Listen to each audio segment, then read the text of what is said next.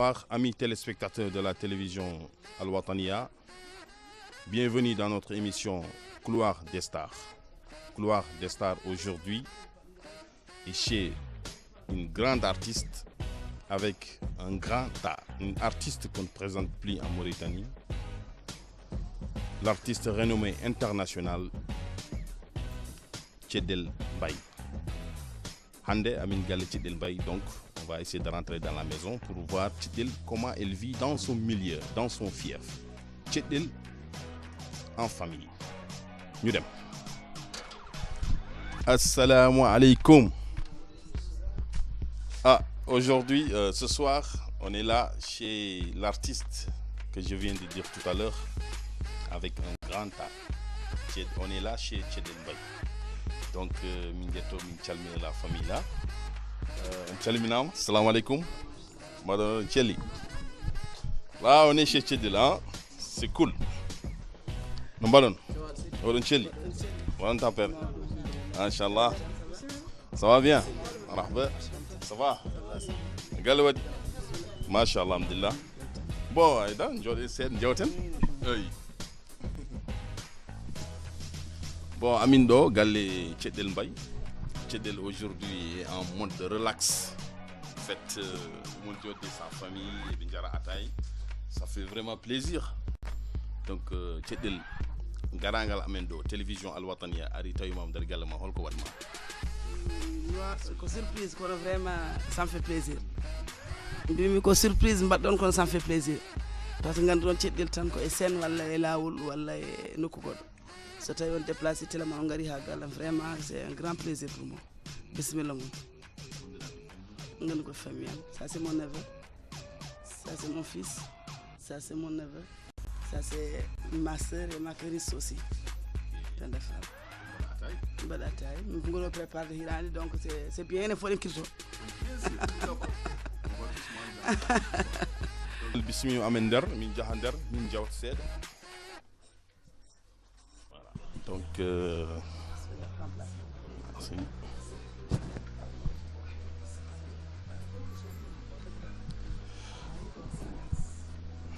merci. Donc, Amindo Gale Tchedel. Min jewtide moko seeda tan en tant que aussi artiste machallah ganda d'une fille artiste mo gandudon hande soxla ni ken présenté. Donc Tchedel Amindo également. Quoi dit qu'il faut vraiment, on est très content.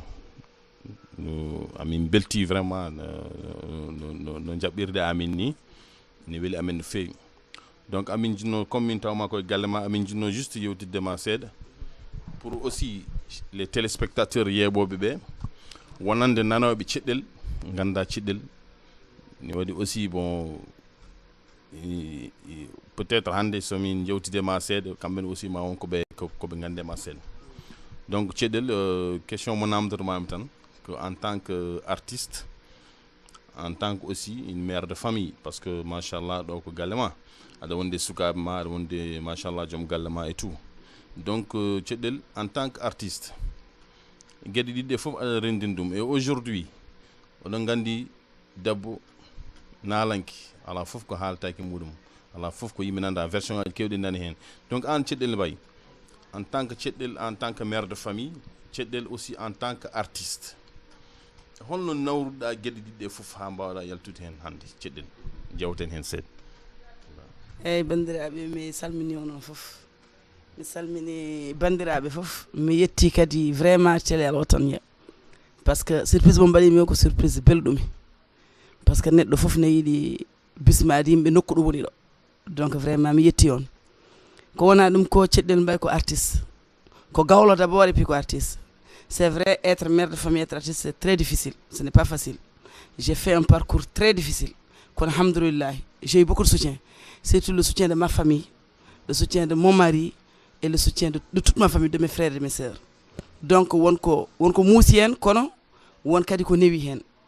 Puɗɗimi wadde musique en 86 min ne ha kay ɗum noon bien que je suis gawlo ko min 11 machallah fa tabaraka jiiɗo yimɓe min goto waɗat hen oɗo métier heddiɓe fof janggu ene liggo nana Paris ne jogui nolle nationalité ɓe ko pompier ji ɓe ko secrétaire uji ɓe ko eɗoje donc mbiɗa wawi c'est un don par ce que min haka hen min j'ai eu mon bac et je suis comptable de profession mi ligguima pendant 4 ans cellule de planification projet wonno du ministère du développement rural mais mbiɗa jogui une tante à moi je chantonnais par ce que min jimri awluɓe koye 100 am woni et je maîtrise bien le traditionnel parce que so eɓe jima mbiɗa heeɗo donc natirme musique c'est comme une révolte min garano nden soirée officiel waɗe tan wiye wonde hannde ko lutte contre le sida wadde lutte contre le tabac tan rewɓe awluɓe jooɗo han ƴetta bolongaji jooɗo ene jima yela alors que yela wona nokku fof foti yimede wona neɗɗo fof foti yimanede ɗum parce que yela c'est quelque chose de sacré donc wayno révolte ni min formi ɗo groupe ne wiye Donowali je remercie beaucoup minen mbiyatamo Grande Royal woni Mbaye Houray madame Mbaye ko kanko joguino on initiative donc de passage je la remercie beaucoup o waɗi initiative o yomin créé une association Donowali min créé association Donowali il y avait 27 membres gawlo donc que so thème ari tan min compose thème o taw koye ñalawma o yaadi mais taw koye base yela donc noon min puɗɗori musique ha 93 j'ai décidé de faire un groupe personnel woni Yela Alamari Yela Alamari min mbaɗi ɗum ko no mbiruma min tan ko révolte so tawi hunde kewi tan koye base Yela min mbaɗata ande ko awluɓe goni ɗo mais min jima thème ko yaadi e ñalawma o Yela kadi ne waɗi tan to foti yimede et bien donc mi arta ko namdiɗa ko carrière musicale o woni muusi sa woni mère de famille a woni artiste aɗa jogui sukaɓe surtout ɓesgu cewgu c'est pas facile parce que aɗana jumeli wonde fewnude galle ma d'abord mais je m'occupe bien de ma famille et de mes enfants sukaɓam jahat école sukaɓam ñamat jarat et tout ça et puis kadi carrière musicale tu dois faire des répétitions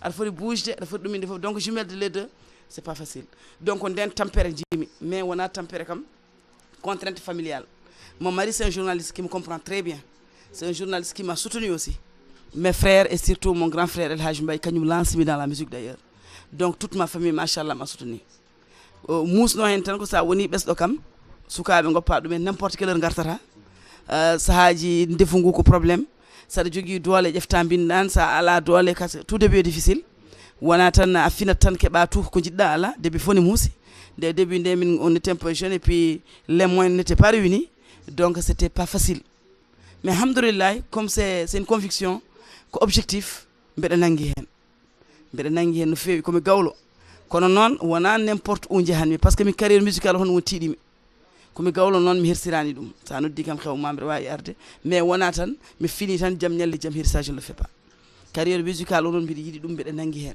donc sa yiiɗi hunde noon waɗata ko jaranma tampere hen kala mère de famille gonɗo artiste ne andi ene waɗi passage uji musɗi mais seulement alhamdoulillah nde wonno ko conviction kadi ummi koye ɓerde mi nanggui hen ha woodi ɗo tolni hande alhamdoulillah mes enfants ont grandi kadi mbiɗa jogui liberté yaade to beelami e foof parce que avec le consentement de mon mari e kadi mbiɗa voyage comme je veux mbiɗa waɗa ma musique kadi alhamdoulillah mbiɗa jogui un groupe mo ganduɗa homogène groupe mo ganduɗa ko membre fondateur guila 86 minen gondi 93 ko jokki hen ko ha joni ko on groupe joguiɓe mbiɗa wawi ɗo e Nouakchott mbiɗa jeeya e parmi les meilleurs groupes joguiɓe tan des musiciens fixe min hayso min wi pindinɗa min musicien min noddat tan ara wona mbiɗa ƴettaɗa donc ɗum fof ko facilité hen wonde mère de famille wonde artiste c'est pas facile kono mbiɗa wiya les mères de famille s'ils sont convaincus eɓe jiiɗi koɓe mbaɗata ko tampere nde muñete janggo ma wel inchallah sa yiiɗi hunde seul le travail paye sa yiiɗi hunde tan wodata ko jarantuma te so jaranima tan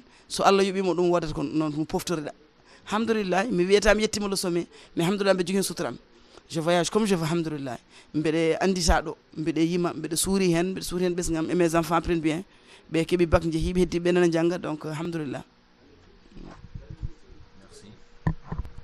Donc chers téléspectateurs de la télévision Al Wataniya, je pense que on nani ko artiste o haaliko on nani ko ceɗɗel mbay haaliko donc je pense que aussi onon artiste uji aussi jooɗiɓe enen jeeɓa télévision Al Wataniya ko haaliko aussi ma naf moɗon surtout aussi c'est un conseil wonande aussi artiste mère de famille rendidum en même temps donc c'est vous avez entendu donc ni heewi des difficultés mais quand même alhamdulillah quand même o yalti hen no feewi donc ça aussi c'est en faveur c'est un chapeau donc ceɗɗel mi yiiɗa une photo là ne waɗi oye photo festival mondial des arts 2010 à Dakar Vous avez assisté ça?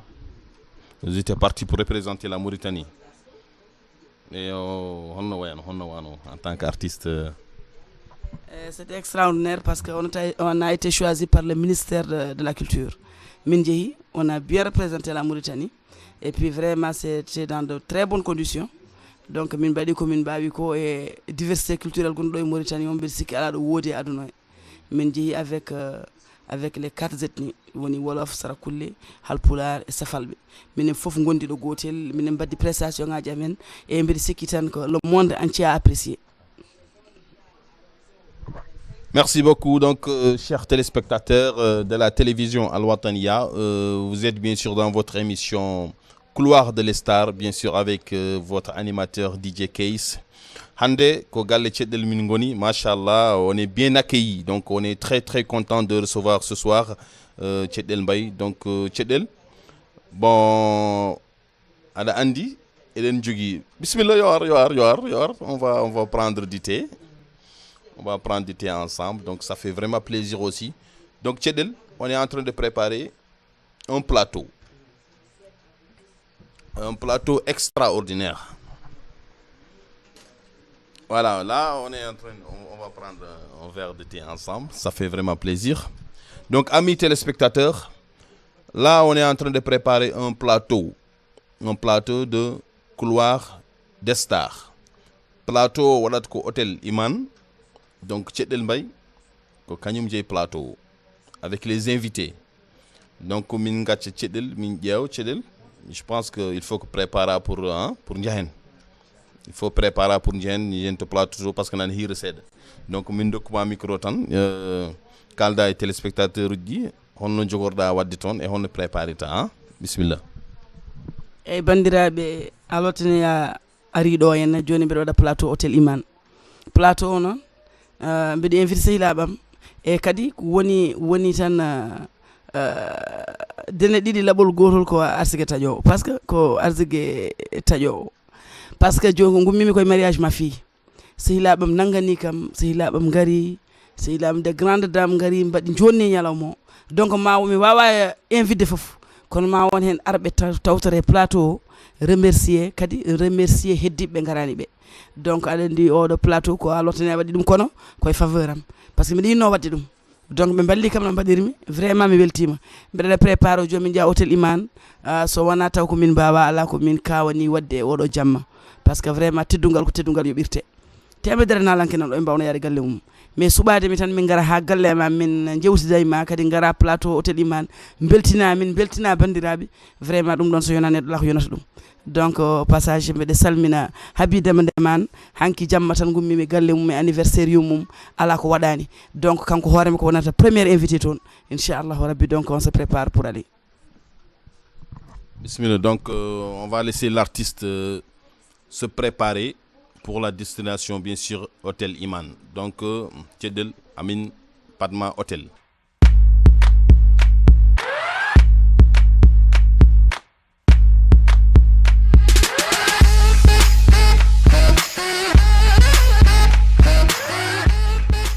Assalamu alaikum, bonsoir. Bonsoir, chers téléspectateurs de la télévision Al Wataniya.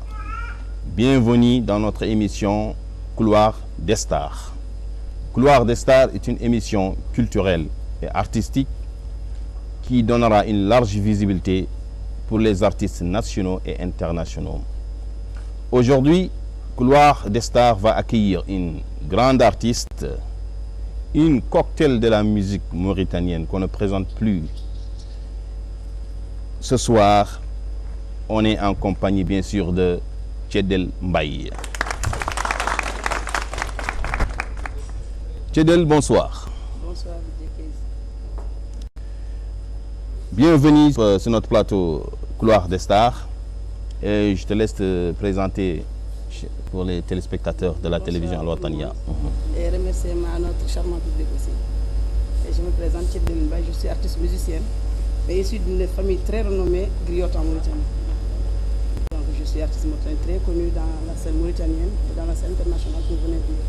Et c'était avec un grand plaisir aussi que l'émission Couloir des Stars commence par moi-même.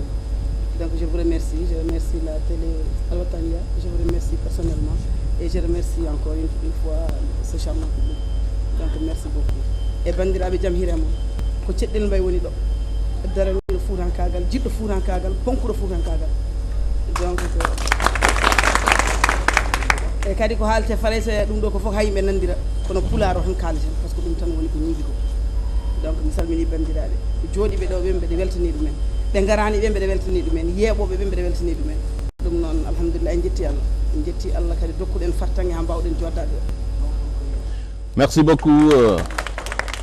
Merci, chers téléspectateurs. Donc, nous allons rentrer dans la discussion, bien sûr, avec Tchedel Mbaye, Tchedel Misalmini Mama. Donc, tu vas nous parler un peu de ta vie. Quand la téléspectateur dit Alwatania, c'est un gournama. Voilà, tu vas nous parler un peu de ta vie. Voilà. Donc, min Tchedel Mbaye, je suis haalde ɗum. Tchedel Mbaye d'abord ko gawlo ɓi awluɓe e milieu gawlo neha kono firtani noon e milieu gawlagu nehani wonde gawle wonde artiste ne woɗɗodiri minen machallah komin yimɓe sappo e goho jiiduɓe yumma e baba min goto yimata hen donc mbiɗa wawi ɗum ko don wiyete babam nehi min koye e sunna rasul sallah sallam nehi min koye jangde mais je suis comptable de profession et j'ai mon bac donc so tawi mi waɗi musique ko yidde nde e ko wiyete un don gurdunonɓe koye une tante à moi ne wiye Niɓɓa Demba ko gandaɗo e Fouta gandaɗo Sénégal gandaɗo ɗo donc on so jooɗima ne yimma ko jagamɓe je chantonnais avec elle so ari omo yima tan mbeɗa refta hen traditionnel je maîtrise ça très bien par ce que ɗum puɗɗo yima somo yima mbeɗa refta hen mbeɗa yima kadi mbeɗa santa ɗum neɗɗo kala kaɗa waɗa e aduna sa santan ɗum koko Alhaji Mbaye wi ko sa yimi jumol welanima welata goɗɗo a yimat d' abord santa ɗum donc ndo yimata nde somi yimi ɗum ene mbeɗa santa ɗum mbeɗa yiɗi ɗum e au fur des temps ɗum gaccumi liggey o consacrimi tan hankkadi e jimrini so tawi en kaali haala parcours artistique ɗum ɗon ko affaire gawlago par ce que mi yadata nena men so yimimi jaɓa so yimmimi jaɓa somin jooɗima galle so yimimi refto donc on banggue ne selli ko fate gurdam nalankagal nanni min hen ko Houray Mbaye je la remercie au passage minen mbiyatamo Grand Royal min jooɗima jour goto tan o wi enen formen groupe sukaɓe awluɓe nalankoɓe min gonno ko 27 membres wiyete ko association donowaji min formi ɗum min guuri hen so hiiri min gadda bolongaji e kore ɗo salle makko ɗo goto fof ƴeewa ko wawi yima min ko jimannomi gelle amen mbiɗa répéta ko somi ari mi yima ɓe jaɓa donc non fuɗɗori yettiɗo min gonon ha 93 mbiɗa wonde un grand frère à moi qui m'a lancé d'ailleurs dans la musique ne wiye El Hadj Mbaye c'est un promoteur de la musique qui est très bien connu à Mauritanie aussi Pobene El Hadj Mbaye mais qui réside actuellement en France. Donc on lance exactement dans la musique. Ok. Après 93, au 8e Tchedel, et une petit groupe, Yela Alamari. Yela Yela Alamari. Ok. Nde min puɗɗi groupe on nde même dañde une guitare min joue c'est un problème min ngala guitare min ngala bolong min ngala horde min ƴetta tan ko booluji tan min konga min ɗumina nden kalsa nan ɗo c'est un guitariste à moi c'est mon fils mbiyanmi il avait à peine 10 ans mi mbiyanmi o mondanala o arata mo jogui guitare acoustique o ara hay somo joina min o ngabbata koye ban ko kalami ko kadi c'est vraiment ene woɗɗe am parce que ha joni o mona e groupe o donc Allah wena kono ko gonga woni ɗon o ngabbanno koye ban omo hoɗana min omo joua o jangga hen min jangga hen ko ni min gurduno ndeysaan pobbanimo seeɗa kalimi sa machallah yaari noon hunde sa yiiɗi hunde noon waɗata ko jaranma kadi Elage il est très convaincu ko waɗata ko donc min goniri noon hande min joua janggo min dañaɗa un petit contrat de 20 000 mi cikkata ko 1 million so min mbi Allah ji kaso e ala an ka jiɗɗo kalis o en dendinat coden guitare coden ɗum coden ko ni min puɗɗori hande alhamdoulilah sa findini min wi wona sono wona guitare wona hoddu wona bolong fof mbiɗen jogui alhamdoulilah ko muñal addata ko machallah merci beaucoup ma en garto hen inchallah donc Tchedel en tant que artiste eɗen gandi aussi hande Mauritanie no wayi surtout aussi debbo e wonde ɗum nalanki c'est un peu difficile et comment tu as pu réunir les deux à la fois Tchedel en tant qu'artiste et Tchedel en tant que mère de famille parce que ka mère de famille et aujourd'hui tu réunis les deux à la fois aɗa yaadi hen ata machallah aɗa yalti hen comment holno mbaɗɗa e ha mbawɗa yaltude hen être mère de famille être artiste c'est pas évident c'est très difficile ouais c'est un parcours très difficile alhamdoulilah j'ai pas eu de contraintes familiales surtout parce que joom gallam ne nanganimi ma famille ne nanganimi mes sœurs mes frères goto fof ina nanganimi donc hayso muusi wonto yettaki mais c'est pas facile ouais. parce que den moyen ji heewani ya wiya toppiti sukaɓe ene jangga an aɗa yiiɗi sukaɓe réussisa foko gona galle ndefa c'est pas évident ko mbawa ƴettude bindani c'est pas évident ko mbawa wadde ration ma pendant une semaine donc kolmadde nde ene ɗon kadi ya yiiɗi wadde des journées de répétition jaaha joua andi ɗum ɗon wona hunde wemde c'est difficile kono noon saɗa yiiɗi tan aɗa andi ɗum ɗo ko sutorama woni hen et c'est un avenir keela tan ma waɗde ɗum feere ma waɗan ɗum sacrifice no mbaɗirɗa ɗum donc koni min gurduno sukaɓe mine pamɗuno ha école ene ɗumina mais néanmoins emin mbadda hen sahaji nenam ne ara oppa galle mum ara huufa sukaɓe pour mi yami répété walla mi jour donc pour widemo ko yimɓe fof nanganimi somi yiiɗi ɗannade joni j'ai mes sœurs ene gonde am nanga sukaɓe min mi yaaha so ko dañmi mi adda donc ni min gurdi alhamdulillah sukaɓe m janggi mawni hen ɓe nan extérieur ɓe nan ɗo jangga jogui leur bac et tout ça joni je suis plus libre heddoto noon musique ko conviction addata ko gonɗina ko mbatta ko ƴiƴam wonata ko wawi wonde foof ni liggey bawɗo nde foof koko élage mumen ko hay nguy ko yo ɗikku ala kaɗa waɗa woni convaincu ko mbatta ko on convaincu ko mbatta ko jiiɗa ɗum sa yiiɗi hunde tan a dañat ɗum feere dañat ɗum solution alhamdulillah e min hen min jogui hen sutoraji amen emin guuri hen e kadi musique so tawi ɓe mbi musique no nuuri pallom ɗo en Mauritanie ene wona pas à 100% kono alhamdulillah minen min mbawi wiide min jettiɓe stade mo ganduɗa ɓuuri stade ɗo min gonnoɗo c'est une étape parce que sa wawi wonde e musique konngol ma ene hutore hen sa yiiɗi ɗannade aɗa wawi arde ambassade défenda ko mbatta ko jaaha aɗa wawi arde nokku défenda ko mbatta ko keeɓa hen sutura ma a heeɓi hen to poɗɗa heeɓi hen to jolɗa suurima hen mbiyata ko alhamdulillah wonɓe jettiɗa mais ha joni ene heddi musique Mauritanie ne heddi trop musicien ji nan ɗon jogui talent ji ene jogui foof mais ne donki dañde no mbaɗiri ko jiiɗi ko sen jeeɓi télé goɗɗe mbiyen ɗum ɗo ɓeɗo ene mbawi alors ko wawi ko nan ɗo ko wawi ɓe nan ɗo tacculen lolu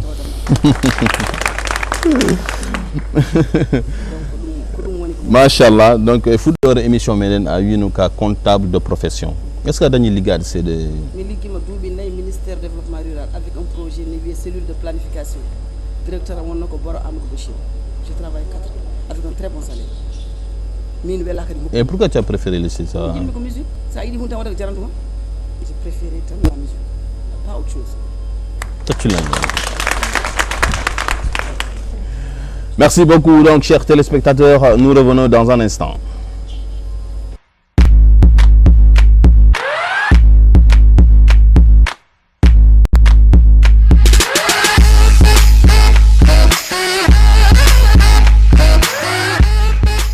Merci, chers téléspectateurs de la télévision Al Wataniya. Nous revenons sur le plateau Couloir des Stars avec Tchedel Mbaye. Tchedel, tu vas nous parler un peu de la musique. C'est-à-dire que tu vas nous parler de ma carrière musicale. Au fait, oui, un peu de la musique mauritanienne. Voilà, Tondéouda et tout ça. La musique mauritanienne, on a Giroudadum, on a Boni et tout ça. La musique mauritanienne, je commence d'abord par ma musique à moi. Donc ma carrière musicale a été vraiment très difficile. Parce qu'être artiste et être griotte, c'est pas la même chose. Et nous, on a choisi d'être artiste. Et malgré tout ça, ma famille me soutenait, mais ne comprenait pas le sens de l'artiste. Pour ma famille, être artiste, c'est être griotte. Quand il y a une soirée officielle, nous sommes là avec nos instruments, Kumbali et Bolonga Djimbienne, instruments traditionnels, et tout le monde chante Yela. Alors que Yela, c'est quelque chose de très sacré. Donc c'est comme une révolte. Ma musique, c'est comme une révolte. Et je crois que le premier morceau qu'on a composé, c'était Haringoura. C'était Journée mondiale de la pauvreté, je crois, que l'Oxfam avait organisé dans les temps. Donc on a jugé nécessaire de composer quelque chose, mais à base musicale, il y a là. Mais au moins que ça correspond avec la journée. Parce que le Yela, c'est quelque chose de très sacré. Ça ne doit pas être chanté n'importe comment et n'importe où. Donc nos parents étaient invités à la présidence ou dans une soirée officielle. Alors que les jeunes morts avaient leur papier avec une composition bien faite. Alors ils étaient là, ça correspond avec la journée. Et donc nous aussi, arrivés à la maison, et aussi le vrai compositeur c'est le noyau de ma musique. Khalidou Fall. depuis le groupe autonome, je ne travaille qu'avec lui. Et malgré il est mort, il parle toutes les langues nationales, machallah. Ça tu l'as Khalidou. Et tout mon répertoire, à part les 2 ou 3 premiers morceaux que Mouchri Attié, que je remercie au passage, avait composé, c'est Khalidou Fall qui a composé mes morceaux, musicalement et même les paroles en poulard, c'est extraordinaire. Et c'est mort, il est là. Machallah. Donc il est à féliciter. Et donc on a composé le premier morceau et ça a marché. Les gens nous appelaient pour nous encourager. Et on a vu vraiment que on a aimé la musique. C'est comme ça qu'on a aimé la musique. Parce que yela on est venu. Même ngandi yela on va jibrinde goddum. Ha min nanda yimbe be. Pour minen yela o ya tanko won certain biye. Inde yangi ciudum. Il y a des gens fodde hen. Mais à travers la musique, on a su conquérir beaucoup de gens. À travers cette musique-là, on a beaucoup de relations. On a eu beaucoup d'ouverture. J'ai fait le tour du monde, je peux le dire. Mais il y a eu beaucoup de tournées à travers cette musique. Vous avez voyagé un peu partout. Notre première tournée, c'était Tabital Koulago en Belgique. Et j'étais avec Kals. On a joué avec Ndoura Bari, on a joué avec beaucoup d'artistes. Et ça, c'était très longtemps, dans les années 2000-2001. On a été en Allemagne, on a été en Espagne. Ça, c'est la première tournée qu'on a faite. Et alhamdoulilah, ça a été une ouverture. Chaque année, on a une tournée. Et à travers cette musique, on a pu créer une fondation Fandou Al-Moud, dans toute l'humanitaire. Et donc tout ça, c'est à travers la musique. Donc il faut que nous mounial adino. Ça mouniani, musique mauritaine a fini tan ndoga. Parce que koreji men koy men gonbe nanganani en. Alors que ça da wada. Noddam an ko batta ko mojjani. So neddo wi mo mojjan tan e wela ko batta ko parce que ko bara ko mojji. Mais hay sana wadi do joni passe temedi. Ma won gamdo tan ko cedder jour ha jango tan be jewa cede makko mi hedo. Alors ça lance pas l'artiste. Temedi di ngara kidoda ko wada. C'est moƴƴi tu l'encourage. So moƴƴani rectifiamo watta ko moƴƴi. Et ce que pour les musées un artiste étranger arabe. C'est vrai parce qu'ils ont du talent une ville. Bino ko yabene min taje pour aller rien contraire. Mais seulement eleydima adi yidi aussi dañde won honneur mo jidda yedi dañde e yeso yimbe. Ça c'est vrai. Artiste ari joni bi 10 000 uge tan ummi ko bangi goddo tout le monde est. Et si c'est un Mauritanien tan mawdo sari ne barado hande théâtre ene pindene yimbe kumpelde le be biata ko nata. Parce que bien do kay min jedumi alay sagon jon min walla be mbi les artistes la moftaki min ko be gawro kadi ko feccere hande Allah fecci mi be wawno wadde tan nduko mala nduko malkisam be jetta bolongam hoddam tan nyen fom ya inde yangi parce que ngurmi mais non ko feccere hande Allah fecci min je suis très réservé de nature wana porta yuta artiste yahobe be non e be mbiya dumen fo wala nyen fo emin jewon mais so be mofti men dañu no moftori so e mofti bo de 1 an ala garo itabe dum gondo be ngare contrat nen ko be jaha be jiru donc yimbe reproche bi do faut que neddo ya ha yi ha ande OK machallah njawten e album Madjima j'espère que vous avez voilà vous avez combien d'albums 3 albums et jogui le droit technique protège dum BSDA en jogi carton kanyum compose kanyum yaltini nan do ko Khalidou tout le temps dum Khalidou tout ça c'est Khalidou je vous demande bien l'applaudir. Alhamdoulilah, je n'ai aucun problème avec mes membres fondateurs.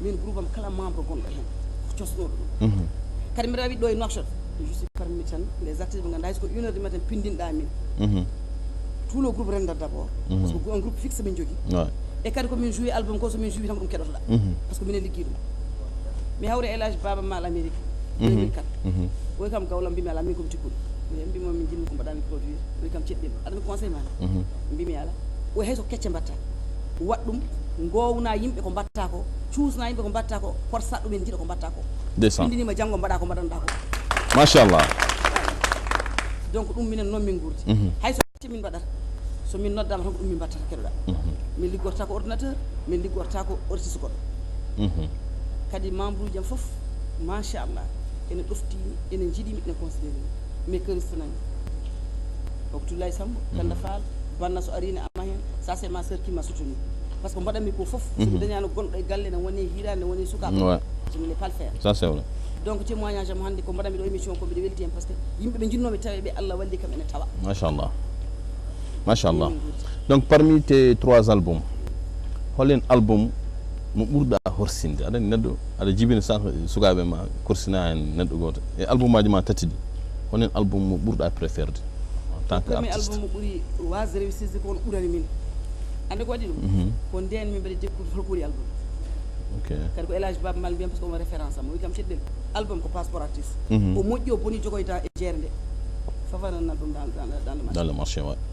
ko ɗum woni passeport artiste découverte waɗi ɗo henna centre culturel français ɓe mbi les artistes jogiiɓe 2 albums yo ngar ene présente kadi je parle ça te toon à haute voix ko min Ousmane Hammadi présenté par ce que min tan jogui ɗo 2 albums timmuɗi e Mauritanie nden faami machallah ɗum ne weeli famɓude de donc ko ɗum min guurdi machallah premier album o pourtant ni hulɓe ƴeew morceau jombajo yimɓe fof ene jiiɗi ɗum yimɓe fof kañum lanci min meeɗani weldemi kalsane andi je ne joue même pas ça et puis morceau jombajo ko woni morceau amin fétiche kañum lanci min voilà je voulais même revenir sur ce morceau là jombajo parce que aujourd'hui yimɓe fof ene gandi mariage uji fof ko jombajo fawte inspiration holto ummi inspiration ummi min jooɗi no jour goto tan min ji mari halpulaar ne waɗi robbo ne waɗi gawuji waɗi gawuji waɗi robbo tan musique endu wonno kadi mi yiɗa haalde inde tan la marié la c'est un peu discret ene yaltini tan seydou ɗum ɗo di kam vraiment yaadani e fuutankagal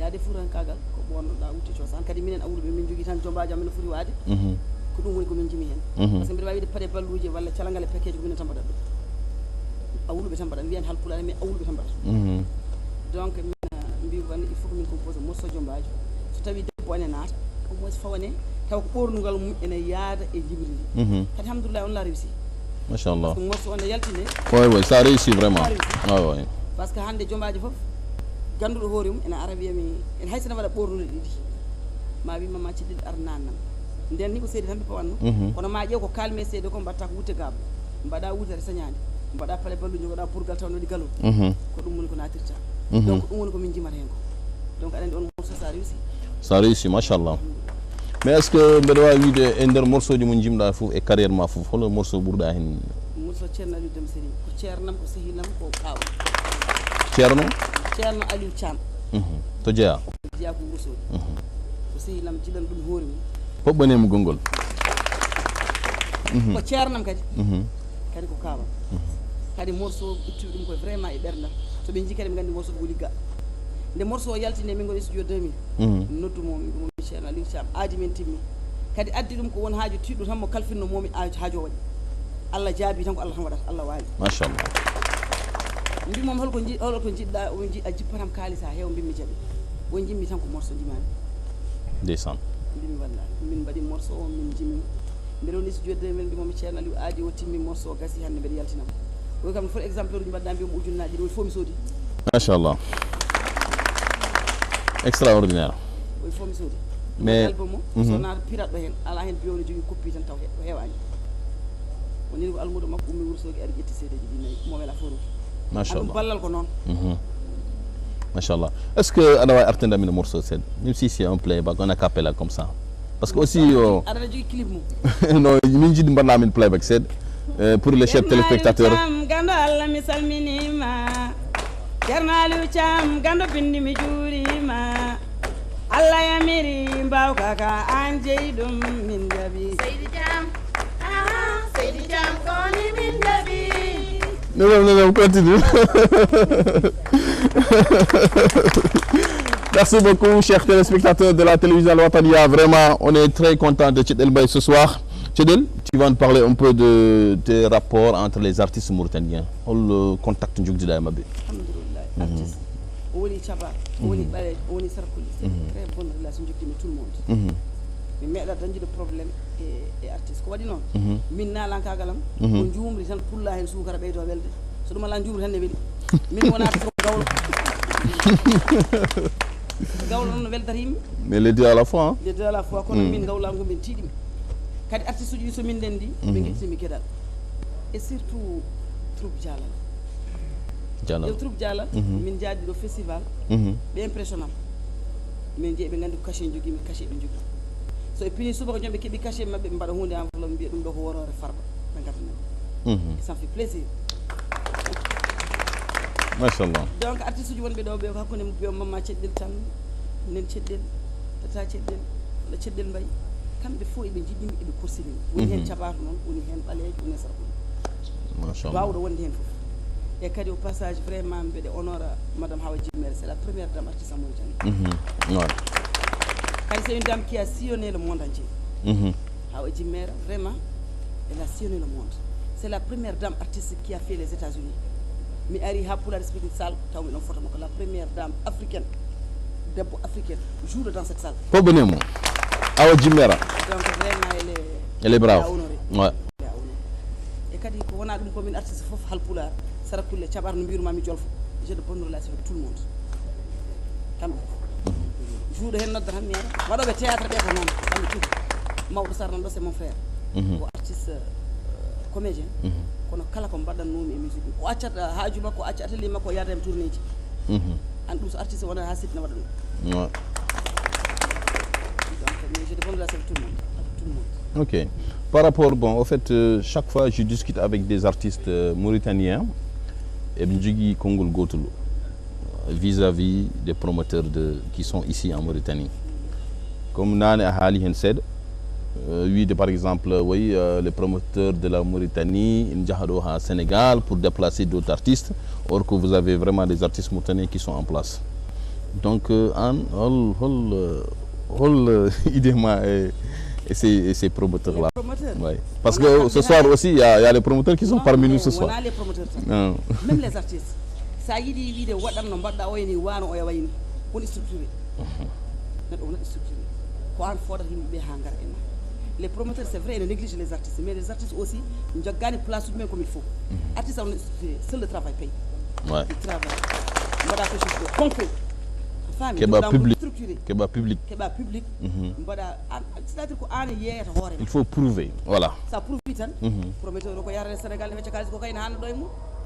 Taccu len lolu. Merci beaucoup donc chers téléspectateurs. Donc nous revenons dans un instant.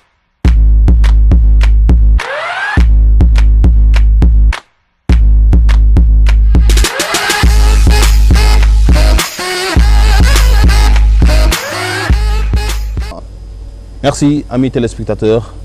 Nous revenons sur le plateau de Couloir des Stars. Couloir des Stars accueille ce soir Tchedden Baye, artiste, je peux dire national et international. Tchedden Baye, vous avez des projets? Oui, j'ai des projets. Et j'ai même une fondation qui s'appelle Fondation Fandou Almoudou. Cette fondation a été créée par notre troupe musicale Yala Alamari.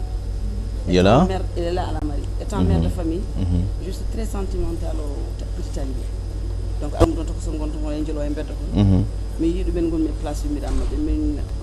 très avant fondation d'ailleurs, et chaque 5 mai de l'année, on organisait un concert au Centre culturel français. C'était notre anniversaire. Et les 25%, nous avons d'ailleurs avec Mamadou Samba du Warf, on l'a fait. Avec un certain Cheikh Sadou, qui est à Elmina, on l'a fait. Okay. Donc, on dit pourquoi pas prendre l'initiative au sérieux. Parce que, au lieu qu'on doit gagner 50%, nous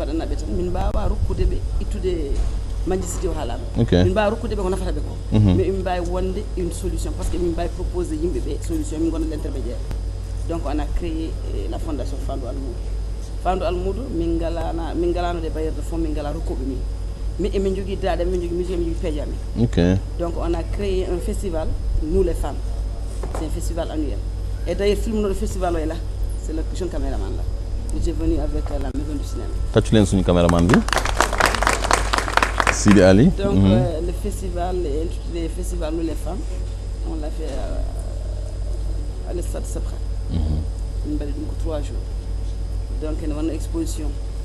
D'accord, il y a une fondation Dada exposée. Une maison Matisse exposée. Il y a une exposition du ministère de la Culture. Donc ça a été vraiment une très grande réussite. Et d'ailleurs, on remercie au passage Babissar, qui est Tigiri. Et Kadi, alhamdoulilah, page et baby. Parce que Forum Bébé, on a eu des hangars. Djouk Mamou Sambouli, que j'ai remercié au passage. Et elle a job. Donc, la musique, Arzigam, Wana et Umdo, wala base on dit kono kala gumi be andi feri parce que jabi tampande dum be jabi wonde almudu be andi to rawata festival do min gaddo min kibi sponsor min kibi 25 sponsor do imurta machallah gila koka ha ngari ko wara e fayande almudu fayande almudo min mbaɗi ɗum ko le 16 juin parce que journée internationale de l' enfant africain min mbaɗi heen fayande almudo un repas populaire pour tous les enfants pour hollude almuɓe ɓe otoɓe gon lesi heddiɓe ɓe kamɓe élève uji ɗi sukaɓe fof ko ɓe goto min naaɓe parc min mbaɗa repas fayande populaire yimɓe fof ñaama santé sans frontiére gadduɓe ɗo ɓe mbaɗani ɓe vacciné 1450 enfants dépistage contre le palu ɗum ko Stade Sabra machallah. donc festival min mbaɗa ɗum ko chaque année chaque année min mbaɗa ɗum le ministère de la culture ene sponsorisé amen pendant les 2 ans donc ɗum ɗon fof koye projet ji min mbaɗi d' abord projet ji min jogori wadde emin jogui une grande tournée européenne à partir de décembre inchallah parce que min jaltina album après min mbaɗa promotion France so Allah jaaɓi koye nder France tan noon min jahata tournée européenne ɗum woni projet amen ɓennduɗo joni joni ko heddi ko noon projet ji sertata e artiste par ce que gosoraɗo serta e lawde gonta tan ko yiiɗade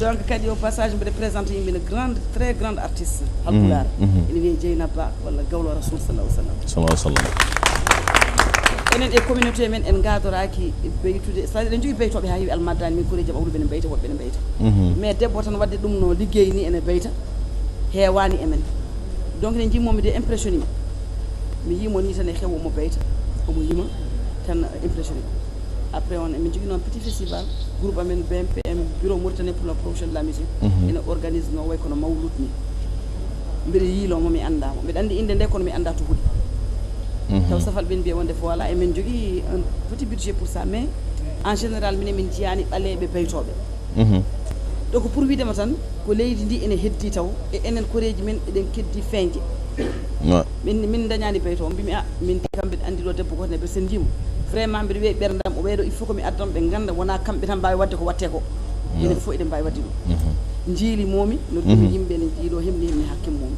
o gantinani o ari machallah nde o ari nde o ari o beyti vraiment yimɓe ɓe fof impressionné directeur am président amen ƴettimo e oto nawdimo ha gande makko gongol ɓe noddimo taw mitinani andi ko noon yimɓe ɓe jaara so neɗɗo sikki so walli bandum dañata ala wona kon sa walli bande ko hen mawnata machallah hol conseil dokkata sehilaɓe ma artiste uji hande sa wiyama juste ceddel hokkuɓe conseil tes amis tes collègues musiciens hol conseil dokkata joni walla artiste gonɗo hen guiƴam e gonɗo hen miñam fof a conseil ko goto ko mbawɗa wonde fof wuure less martaba ma d' abord wo nanggu hoore ma ka wona nan hunde neɗɗo nanggat hoorima ko wonande hunde sa yiiɗi andude gurta ko less martaba ma il faut très modeste dans la vie la simplicité c'est la mère de l'élégance il faut très simple dans la vie tacculen lawɗo ko wona ɗum ko liggey seul le travail paye sa ɓooyi ligga tan yiyat fluyo sa liggima tan yiyat liggey e wonda e muñal Allah wondi koye muñi neɗɗo muñata heeɓa ko yiɗi ko ɗum tan woni conseil goɗɗum fo ala liggoɗa guura less martaba ma respecta ton prochain et puis koye ba e yeeso yimɓe artiste a wawa wiide heewa far wona wonde par ce que sa fiji ɗo ami ɗo so yimɓe garantana lelnat il faut ƴeewa feere no yimɓe ɓe ça c'est vrai ɗum tan woni conseil weddi ko vraiment mi weltanimama mi weltanima alwataniya mi weltanima yimɓe ɓe fof mi weltanima kadi jooɗiɓe ɗo ne gacci haajuji mumen kadi Youssouf Dicko koye promoteur lancuɗo des artistes mauritaniens le grand Youssouf applaudissez tacculen Youssouf par ce que waɗimi wiide noon wonɗo yimɓe gandirim ko Youssouf légende Youssouf légende mbiyam ko grand Youssouf c'est mon frère d'abord Youssouf Dicko mbiyanmo Youssouf Boureley ko ɗum yimɓe gandirimo walla Youssouf américain légende américain légende sa yi kay so américain légende yeehi sponsorisé jama Fouta mawlud addi radio addi leece Allah ne weela kono kanko omo tawa machallah e leydi he e caggal leydi he ɗo e Fouta kala Mouhamed Lamine légende rokki mbuuɗo yo wi albarka Allah albarka Youssouf nde Mouhamed Lamine ara ko kanko rewat ɗum par ce que Mouhamed Lamine anda yimɓe ɓe anda capacité ji yimɓe ɗi anda musique men anda ko kalten hen sa ari ami hay sa ƴetti Mouhamed Lamine anda o kanko wiyata Mouhamed Lamine oɗo haale makko des éloges ar hokku ɗum kalis ɗum ne softina artiste baɗo nam jiɗɗo kalis donc kanko mo waɗa ɗum tacculen Youssouf donc kanko vraiment il est à remercier par ce que promoteur mo ganduɗa o lancé kanko flèche uji min kaldat les promoteurs là mbiɗa wawi wiide kanko haysomo hen wona ha heewi par ce que kanko mo walla les artistes machallah walla les artistes aɗa ara joni jiiɗa wadde hunde taw doole wannoɓe ɓe ko yidde addi ɗumen ngala doole neɗɗo yiiɗa wadde fijnodema taw ala mais ene yiiɗi ko mbatta ko yiiɗi nawdema Fouta walla yiiɗa ɗum mi ala feere alana ɗum doole alana ɗum peeje mais jogui yidde nde gara makko kollitama o hollita légende rokkuma sponsor rokkuma kalis rokkuma sono waɗa e otoji kadi nawanma andi on contribue machallah donc vraiment yalla junno gurdam makko ɓeydinamo bawal par ce que so wuuri o wawi tan ene wonko nafata min minen donc an kadi vraiment mi weltanimama nde mbaɗɗa émission ma nde aɗa wawno suɓat n'importe quel artiste donc sono heewi artiste uji en heewi yiɗɓe kadi arde par ce que neɗɗo lança ɗum ko média hay nokku min jettaki min mi yiɗo ha Corée du Sud emin jadno en artiste o wi kanko il n'a jamais voyagé hawa jimmeri mo deƴƴutti a commencé par la fin du monde ko océan atlantique taw caggal donc ala to keddumi aduna he mi ala ko wawi lancude artiste wona média ay ko mbaɗɗa ɗo ko ɓuuri 1 million contrat 2 millions tacculen loolu arten an ɓe jogui émission ji fuɗɗoral émission ko an so yona neɗɗo hay hunde ko yonata hande ko contrat 2 millions signilmi ɗo merci koɓɓani seeɗa ceɗel to jaltuɗa ɗo machallah de eyyi ɗum ɗo noon singa genni nenne an c'est une grande dame grande dame kadi jogui ko atelier couture ni wiye loti modde kala mo ɓornaki toon kam ene wayno wonko keddoreɗa so min tawdiri rawane Amérique Allah kadi ne andi kaldam ko kam kadi so hiɗimo andi gonga waɗi ko 23 valise woni pesa 23 kilos taw ko wutteji mari waɗi ko lundi hade samedi taw heeɓi kalis makko mofti nde wonno ko addi ko no yooɗi yoni yimɓe tabtilan loolu duttuna question nga yam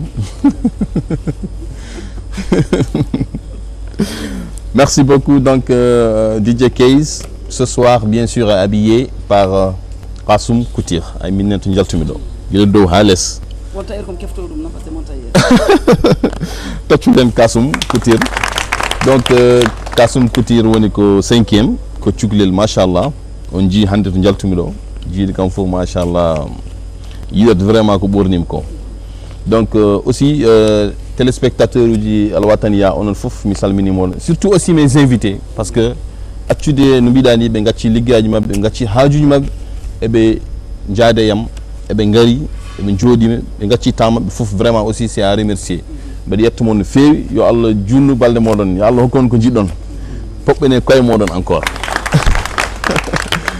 aussi mbeɗa remercier aussi mes caméraman Sidi Ali machallah et Tafa mon directeur technique monsieur Bertin donc vraiment je les remercie tous donc inchallah chaque week-end mami mbad émission baɗo ni et aussi je donne aussi conseil à tous les artistes yeɓoɓe amen inchallah à la exception on a commencé par Ceɗɗel Mbaye et inchallah aussi onon ma touruji moɗon gara on va passer goto foof mami gaare muɗum à la exception ɓurɗo famɗude ha gonɗo dow o mami jaa e mum min jewtide mum min kalde muɗum gurdam mum e projet ji muɗum e aussi fandare mum aussi e musique mo waɗato inchallah go fof ma heɓ saaha muɗum so nden yonti garen ɗo e hôtel Iman hôtel mo ganduɗon aussi machallah ko hôtel ɓurɗo mawnude hôtel aji gonɗi e nder Nouakchott kañum wonde amen ɗo henne donc aussi amin remercier vraiment aussi le directeur de l'hôtel donc amin remercier aussi le responsable monsieur Lo vraiment ɓe dokki amen hôtel o gratuitement aɗen ɗum ɗo kadi weeɓani donc aussi ɓeɗo fof aussi yiiɗi ko wallude émission o pour wawa développade waɓen Youssouf no mbiɗani ça aussi c'est un promoteur c'est un frère à moi donc c'est quelqu'un aussi qui a beaucoup contribué pour émission aussi wawa yarude yesso donc vraiment min mbawa tan ko yettudeɓe e wiide aussi yo Allah junnu balɗe mabɓe e émission wiyete ko couloir des stars ko émission moɗon ko émission jeunesse ko émission culture et inchallah on va faire le maximum à émission pour émission ngaji jahoji téléji fof merci beaucoup donc chers téléspectateurs bon comme je le disais tout à l'heure mi wi joni ko yontere fof mais mi arte ko kaltunomi ko inchallah émission ko par 2 semaines tous les 2 semaines inchallah mamin jodɗo e hôtel Iman min mbaɗa plateau et artiste kesso inchallah donc avant de terminer cette émission donc je vais demander à notre diva Ceɗɗel Mbaye de nous faire un petit acapella yela pour aussi weltinde les téléspectateurs de la télévision Al Wataniya ɓe mbawa vraiment weltade aussi e émission Ceɗɗel Mbaye waɗana amen yela jey sanga ndeysan sanga